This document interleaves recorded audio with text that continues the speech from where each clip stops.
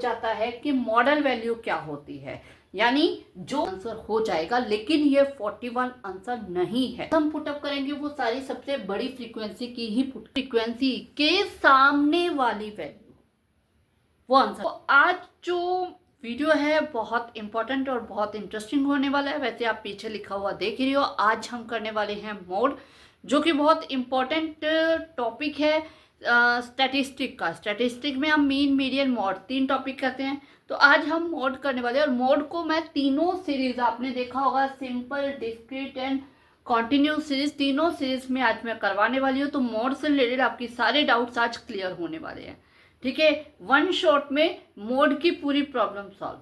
Okay, तो start करते हैं। सबसे पहले सिंपल सीरीज। सिंपल सीरीज में आपको क्या है, ओनली एक्स आई दिया होता है। ओनली एक्स आई, जैसे हम मिड वैल्यू निकालते हैं, मिड पॉइंट निकालते हैं हम ग्रुप में इनको सॉल्व करके, तो वही एक्सआई जो है यहाँ पे आपको दे रखी है। सिर्फ एक्सआई दे रखी है, यानी सिर्फ नंबर दे रखे हैं। जैसे यहाँ पे दे रखा है score of the player, players के स्कोर दे रखे हैं, ठीक है। कोई एक प्लेयर है, उसके स्कोर दे रखे हैं, तो ये आपको दे रखा है। सिंपल सीरीज में मोड फाइंड आउट करना बहुत ही सिंपल है। देखो क्या करना है कि इसको आप क्या करो, पहले आप लिख लो एक्सआई 56। इसमें आपको जो चीज रिपीट हो रही है वो रिपीट नहीं करनी है। यहाँ पे आप फ्रीक्वेंसी लिख लो एक तरह से 17, 26, 91, 26 आ गया, इसको छोड़ दो। रिपीट नहीं करना, मैंने अभी बोला था, तो वो ध्यान रखना। 57 ऊपर आ चुका है, 26 आ चुका है।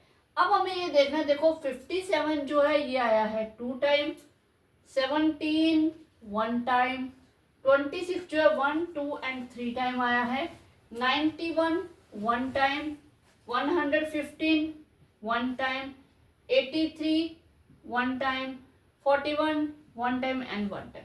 अब इसमें आपको देखना है सबसे ज्यादा बार कौन सा आया है। सबसे ज्यादा बार हमें दिख रहा है 26, तो आपका यहाँ पे जो मोड है वो 26 है। इसी के साथ आपको ये बेसिक क्लियर हो जाना चाहिए कि मॉडल वैल्यू क्या होती है। मॉडल वैल्यू जो सबसे ज्यादा बार आई है, ठीक है। अगर हम कहें कि कोई मार्क्स दे रखे, जैसे यहाँ पे तो मैंने age and number of student लिखा हुआ है। अगर यहाँ पे मार्क्स होता, मान लो ये मार्क्स दिए होते और यहाँ पे स्टूडेंट दिए होते, तो जिस सबसे ज्यादा मार्क्स, जो मार्क्स सबसे ज्यादा नंबर ऑफ स्टूडेंट के आए हैं वो मॉडल वैल्यू होती है, ठीक है। किसी भी सीरीज में जो सबसे ज्यादा बार चीज है वो मॉडल है। तो इसलिए मोड का मीनिंग ये है। तो यहाँ पे आपको ये क्लियर हो गया। सिंपल सीरीज में आपको एक तरह से फ्रीक्वेंसी बनानी है, ये देखना है कौन सी चीज कितनी बार आई है, और जो सबसे ज्यादा बार, यहाँ पे क्या बाई चांस सब 1 टाइम आया था। कई जगह पे ऐसा होगा आपको कई चीजें 2 बार आई होंगी, कई चीजें 3 बार आएंगी, कोई एक चीज 4 बार आ जाएगी। तो इसलिए वहां पे फ्रीक्वेंसी बनानी इंपॉर्टेंट है। वो बनाओगे इजीली सम सॉल्व हो जाएगा, ठीक है। तो चलते हैं सेकेंड सीरीज पे, यानी कि डिस्क्रीट सीरीज।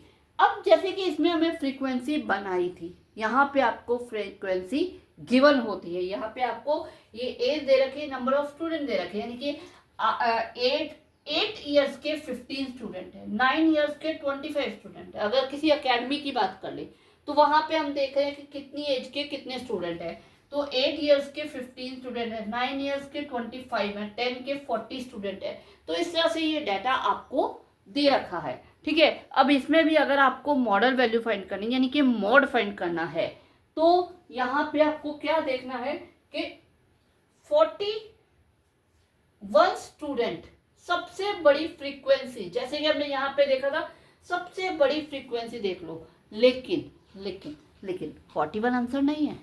बहुत सारे बच्चे यहाँ पे ये मिस्टेक करते हैं। कई बार आपको एमसीक्यूज में आ जाता है, ऑप्शन में 41 भी दे रखा हुआ, तो 41 पे टिक लगा के आ जाते हैं, बट ये नहीं है। 41 के सामने वाला, यानी 41 तो नंबर ऑफ स्टूडेंट है। कितनी एज के बच्चे सबसे ज्यादा हैं? 12 ईयर्स के। तो आपका जो जेड है या मॉड है वो क्या है? 12 ईयर। ओके, आपको क्या ध्यान रखना है, जो सबसे बड़ी फ्रीक्वेंसी होगी उसके सामने वाला जो x होगा वो आपका आंसर होगा डिस्क्रीट सीरीज में। क्लियर हुआ क्लियर? ठीक है, इजी था। तो इसके बाद हम आ जाते हैं अपने लास्ट वाली सीरीज में, यानी कि continuous series. Last grouped frequency यानी कंटिन्यूस सीरीज की तरफ चलते हैं, जो कि मेन क्वेश्चन है। अगर आपका बड़ा क्वेश्चन आने वाला है अच्छे मार्क्स का, 5 मार्क्स का, 4 मार्क्स का, तो वो आपका इसी कंटिन्यूस सीरीज में से ही आने वाला है। ओके, तो हम इसके ऊपर चलते हैं। इसमें एक अच्छा वाला एक आपको आइडेंटिटी, एक फॉर्मूला फॉलो करना होगा। देखो इसमें क्या है कि आपकी जो लॉजिक है वही काम करेगा कि सबसे बड़ी फ्रीक्वेंसी, लॉजिक वही काम करने वाला है, सबसे बड़ी फ्रीक्वेंसी की ही वैल्यू होगी। सबसे पहले मैं आपको यहाँ पे एक आइडेंटिटी लिख के दे रही हूँ मॉड की, इस फ्रीक्वेंसी में, सॉरी ग्रुप्ड फ्रीक्वेंसी के अंदर L F1 minus F0 2F1 minus F0 minus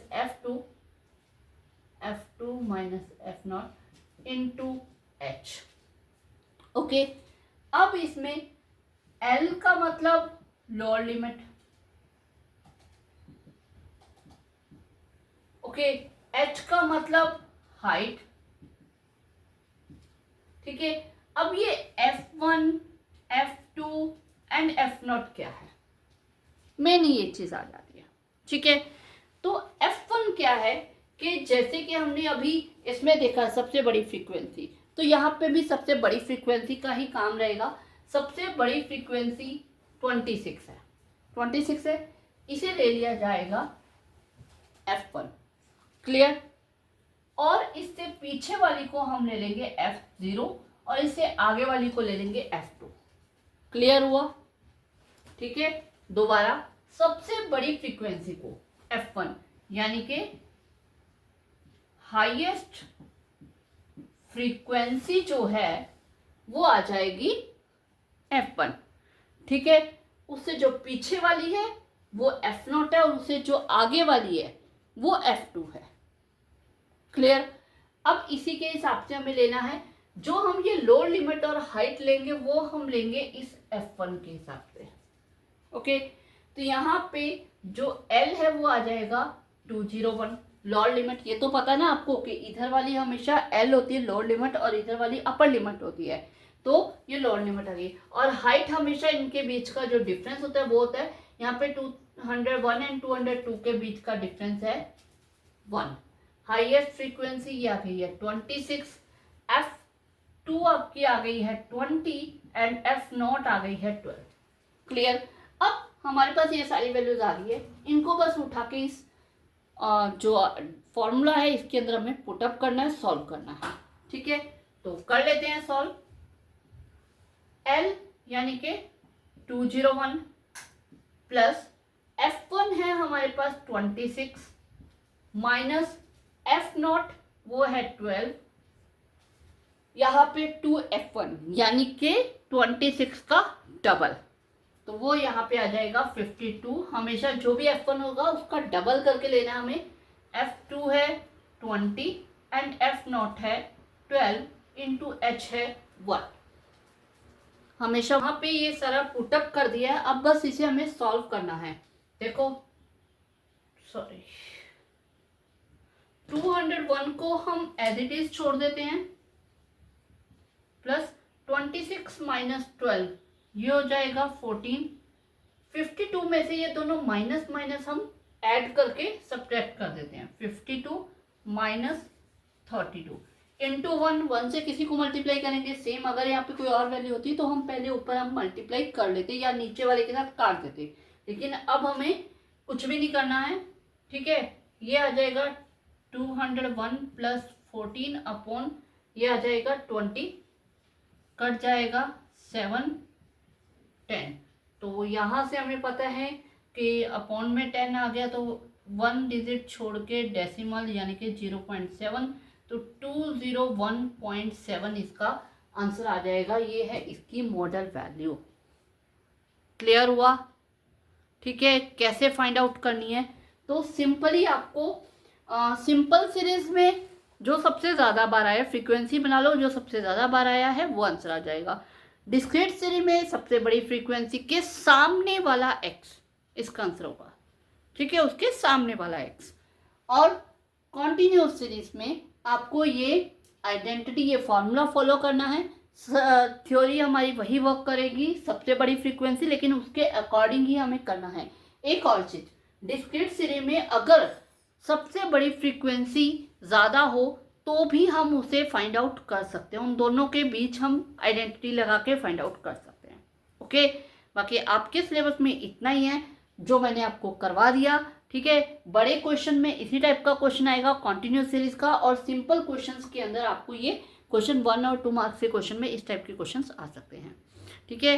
तो नेक्स्ट जो मेरा 10th का वीडियो आएगा उसमें मैं आपको मीन करवाने वाली हूँ, इसी तरह वन शॉट मीन, मतलब मीन के जो तीनों आइडेंटिटीज है कॉन्टिन्यूस सीरीज के ऊपर अप्लाई होने वाली, वो सारी आइडेंटिटीज अप्लाई करवाने वाली हूँ।